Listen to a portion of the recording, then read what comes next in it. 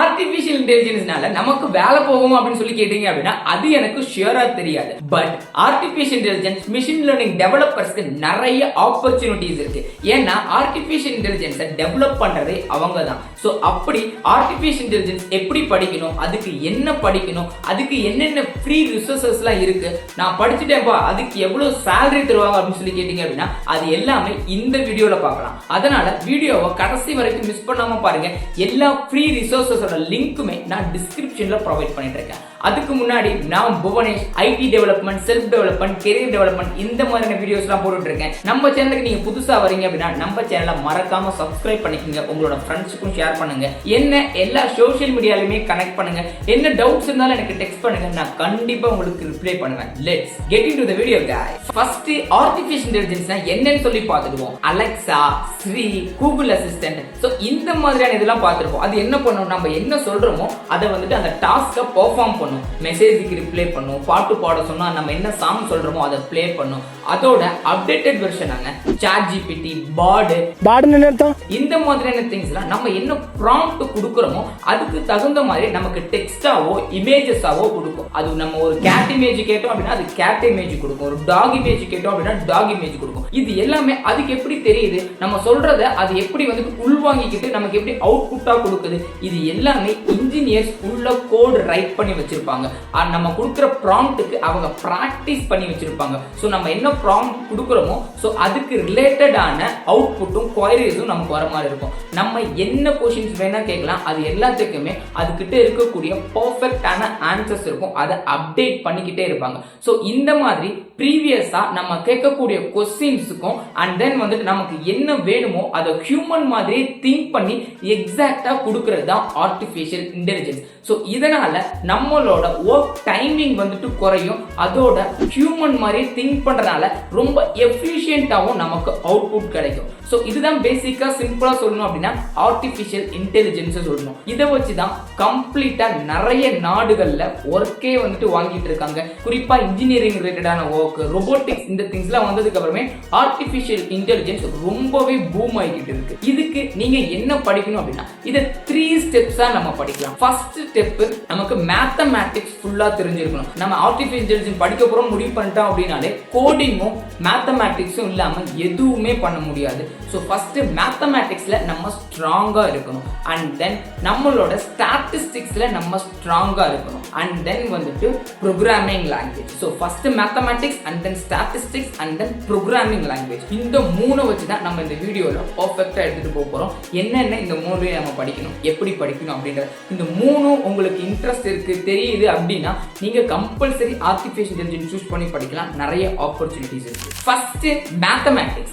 மேத்ஸ்ல linear algebra, calculus, probability, so இதுல நீங்க ஸ்ட்ராங்கா இருக்கும். சோ இது எல்லாமே நம்ம ஸ்கூல்ல படிச்ச கான்செப்ட்ஸா தான் இருக்கும். பட் அதுல எப்படி நம்ம ஆன்சர் பண்றோம், சோ எந்த அளவுக்கு நம்ம அனலிட்டிக்கலா திங்க் பண்ணி எப்படி அந்த மேத்ஸ் ப்ராப்ளமை சால்வ் பண்றோம், அந்த கோடிங்ல லைக் நம்ம கோட் எழுதும்போது எப்படி மேத்தமேட்டிக்ஸை யூஸ் பண்ணி அந்த ப்ராப்ளமை சால்வ் பண்றோம், நிறைய இன்புட் கொடுத்துருப்பாங்க. ஸோ லார்ஜ் லாங்குவேஜ் மாடல் இருக்கும். ஸோ இது எல்லாத்துக்கும் தகுந்த மாதிரி நம்ம அந்த ப்ராப்ளம் எப்படி சால்வ் பண்றோம், ஈஸியா எப்படி நம்ம சால்வ் பண்ணோம் அப்படின்றதுக்கு தான் மேத்தமேட்டிக்ஸே இங்க தேவைப்படுது. சோ இந்த 3 கான்செப்ட்ஸும் நம்ம நல்லா படிக்கணும். இந்த 3 கான்செப்ட்ஸ் இல்லாம சோ அல்ஜிப்ரா இருக்க கான்செப்ட கொஞ்சம் நல்லாவும் ப்ராபபிலிட்டியை கொஞ்சம் நல்லாவும் படிக்கிறோம் அப்படின்னா நமக்கு லைக் லார்ஜ் லாங்குவேஜ் மாடல் பத்தியும் ஆர்டிஃபிஷியல் இன்டெலிஜென்ஸ் பத்தியும் புரிஞ்சுக்கிறதுக்கு கொஞ்சம் ஈஸியா இருக்கும். நம்ம அதுக்கப்புறமா நம்ம லைக் பில்ட் பண்ணக்கூடிய அப்ளிகேஷனோ பில்ட் பண்ணக்கூடிய அந்த ஒரு ஏஐ டூலோ நமக்கு வந்து கொஞ்சம் ஹெல்ப்ஃபுல்லா இருக்கும். ஸோ அதனால மேத்தமேட்டிக்ஸ்ல இந்த இதுல ஸ்ட்ராங்கா நீங்க இருங்க.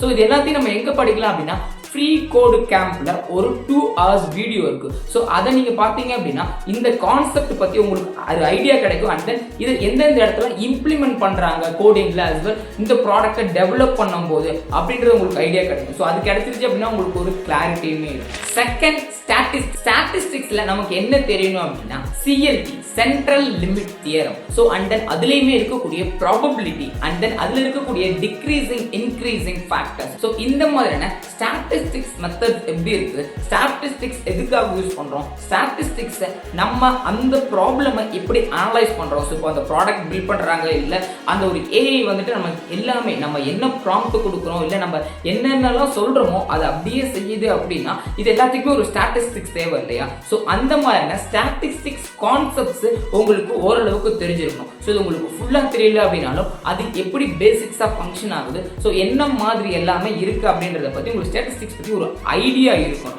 ஸோ அதுக்கப்புறமா data analytics. So data analytics பற்றி நம்மளே செப்பரேட்டாக வீடியோ போட்டிருக்கோம். ஸோ அதையுமே நான் டிஸ்கிரிப்ஷனில் ப்ரொவைட் பண்ணி தரேன். ஸோ அதையுமே செக் பண்ணி பாருங்க. ஸோ டேட்டா அனலிட்டிக்ஸ் இந்த இடத்துல எதுக்காக யூஸ் ஆகுது அப்படின்னா நம்ம எல்லாமே கொடுக்கக்கூடியது, ஃபீட் பண்ணக்கூடியது எல்லாமே டேட்டா. நம்ம அவ்வளோ டேட்டாஸ் கொடுத்துருக்கோம். ஸோ அந்த டேட்டாஸை எப்படி பிரிக்கணும், அந்த டேட்டாஸ் இருக்கிறத எப்படி கன்வெர்ட் பண்ணணும், ஸோ இது எல்லாமே டேட்டா அனலிட்டிக்ஸில் நம்ம கோடிங்காக கன்வெர்ட் பண்ணும்போது தான் தெரியும். ஸோ அதனால டேட்டா அனலிட்டிக்ஸ் பற்றியும் விஷுவலைசேஷன் பற்றியும் டேபிள்ஸ் பற்றியும் நம்ம கிட்ட இருக்கக்கூடிய எல்லா டேட்டாவும் டேபிளா கன்வெர்ட் ஆகிறது பத்தியுமே உங்களுக்கு தெரிஞ்சிருக்கணும். ஸோ அதனால டேட்டா அனலிட்டிக்ஸ் பத்தியும் கொஞ்சம் படிச்சு வச்சுங்க. ஸோ அதுக்கு நம்ம வீடியோ செக் பண்ணி பாருங்க. ஸோ அதுல உங்களுக்கு கம்ப்ளீட் ஐடியா கிடைக்கும். Third one, programming language. So இதுக்கு மேஜரா நம்ம எந்த ப்ரோக்ராமிங் லாங்குவேஜ் சூஸ் பண்ண போறோம் அப்படின்னா பைத்தான். ஸோ ஜாவா ஸ்கிரிப்ட் பூம்ல இருக்கு. So Python easy to Lerna இருக்கும், நம்ம ஈஸியாக படிக்க முடியும். இங்கிலீஷ் மாதிரி இருக்கனால கொஞ்சம் படிக்க ஈஸியாக இருக்கும் மற்ற லாங்குவேஜ் விட.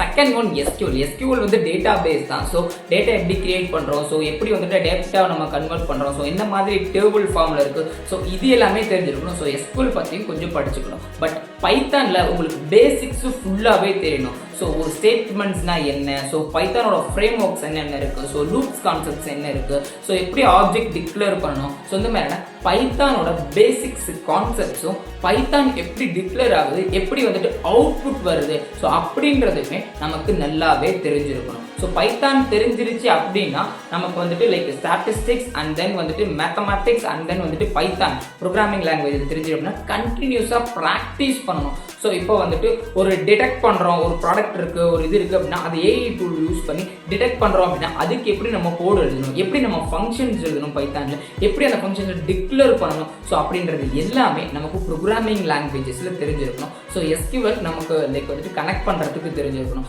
ஸோ இப்போ லைக் பேக் எண்டில் ஃபுல்லாக கோடு எழுதிட்டோம், ஃப்ரண்ட் எண்டில் இப்போ நம்ம அதை டிடெக்ட் பண்ணுறதுக்கு எப்படி ஒரு ஸ்கேனரோ இல்லை என்ன மாதிரிலாம் நம்ம ப்ராடக்ட் வச்சுருந்தாலுமே அந்த டிடெக்ஷனுக்குலாம் என்ன மாதிரி ஃப்ரண்ட் எண்டில் இருக்கணும் அப்படின்றத பற்றியுமே உங்களுக்கு நல்லாவே தெரிஞ்சிருக்கணும். ஸோ இது எல்லாம் படிச்சிட்டீங்க அப்படின்னா நமக்குன்னு ஒரு ஓன் ஜென்ரேட்டிவ் ஏஐ டூலோ இல்லை ஒரு அப்ளிகேஷனோ நீங்கள் கிரியேட் பண்ணி ட்ரை பண்ணுங்க. ஸோ அது ப்ராஜெக்ட் மாதிரி. ஸோ வந்துட்டு ஒரு சாட்போட் அப்ளிகேஷனோ இல்லை உங்களுக்கு ஏதாவது தாட் இருக்கு அப்படின்னா ஸோ ஒரு கிரியேட்டிவாக ஒரு ப்ராஜெக்ட் ட்ரை பண்ணி பாருங்க இந்த டெக்னாலஜி எல்லாமே யூஸ் பண்ணி. ஸோ அது வந்துட்டு உங்களுக்கு ஜாபு போகிறதுக்கு ரொம்பவே யூஸ்ஃபுல்லாக இருக்கும். ஸோ இது இல்லாமல் ரிவர்ஸ்டு அன்ரிவர்ஸ்டு எல்எல்எம், ஸோ லேங் செயின், இந்த மாதிரியான நிறைய கான்செப்ட்ஸ் இருக்கு. ஸோ அஸ் அ பிகினரா நம்ம இருக்கும்போது இந்த இது எல்லாமே இப்போதைக்கு தேவையில்லை. இது எல்லாமே ஃபர்தரா வரக்கூடிய வீடியோவில் நான் அப்டேட் பண்றேன். ஸோ இது இப்போ சொன்னோம் அப்படின்னா உங்களுக்கு கம்ப்ளீட்டா கன்ஃபியூஸ் ஆயிடும். ஸோ நீங்க லைக் வந்துட்டு ஒரு ஏஐயோ எம்எல்ஓ சூஸ் பண்றீங்க அப்படின்னா பைத்தானும் இந்த டெக் ஸ்டாக்ஸ் உங்களுக்கு ரொம்பவே யூஸ்ஃபுல்லா இருக்கும். ஸோ இந்த வீடியோ உங்களுக்கு ரொம்பவே யூஸ்ஃபுல்லா இருக்கும்னு நினைக்கிறேன். இது எல்லாமே படிக்கிறதுக்கு நான் டிஸ்கிரிப்ஷன்ல ஃப்ரீ லிங்க்ஸ் எல்லாமே ப்ரொவைட் பண்றேன். பைத்தான் எங்க படிக்கணும், பைத்தான் வந்துட்டு எதுல படிக்கணும் அப்படின்றது எல்லாமே உங்களுக்கு ப்ரொவைட் பண்றேன். இது எல்லாமே செக் பண்ணி பாருங்க. ஏஐ அண்ட் மிஷின் லேர்னிங் இன்ஜினியர்ஸ்க்கு இந்தியாவில் எவ்வளோ சேலரி தராங்க அப்படின்னு சொல்லி பார்த்தீங்க அப்படின்னா 10 to 14 lakh வரைக்கும் ஆவரேஜா தராங்க பிகினர் இன்ஜினியர்ஸ்க்கு. உங்களுக்கு நல்ல எக்ஸ்பீரியன்ஸ் இருக்கு அப்படின்னா 20 to 25 lakh வரைக்குமே நம்ம நெகோஷியேட் பண்ணலாம். ஸோ அதனால நல்ல ஆப்பர்ச்சுனிட்டிஸ் இருக்கு. பட் இது எல்லாத்துக்குமே நம்ம கிட்ட எவ்வளோ ஸ்கில்ஸ் இருக்கு அப்படின்றது தான் விஷயம். ஸோ அதனால நல்லா படிச்சீங்க அப்படின்னா நமக்கு நல்ல ஸ்கில் வரும், பெட்டர் பேக்கேஜிங் நம்மளால செலக்ட் ஆக முடியும். நம்ம வீடியோ உங்களுக்கு ரொம்பவே யூஸ்ஃபுல்லாக இருந்துச்சு அப்படின்னா நம்ம சேனலை சப்ஸ்கிரைப் பண்ணிக்க, நம்மளோட டெலிகிராம் சேனலில் ஜாயின் பண்ணிங்க. அதில் உங்களுக்கு ஜாப் அப்டேட்ஸ், ஸ்டடி மெட்டீரியல்ஸ் எல்லாமே உங்களுக்கு ப்ரொவைட் பண்ணும். Bye guys, take care, thank you for watching, do what you love guys. This is Bhuvanesan.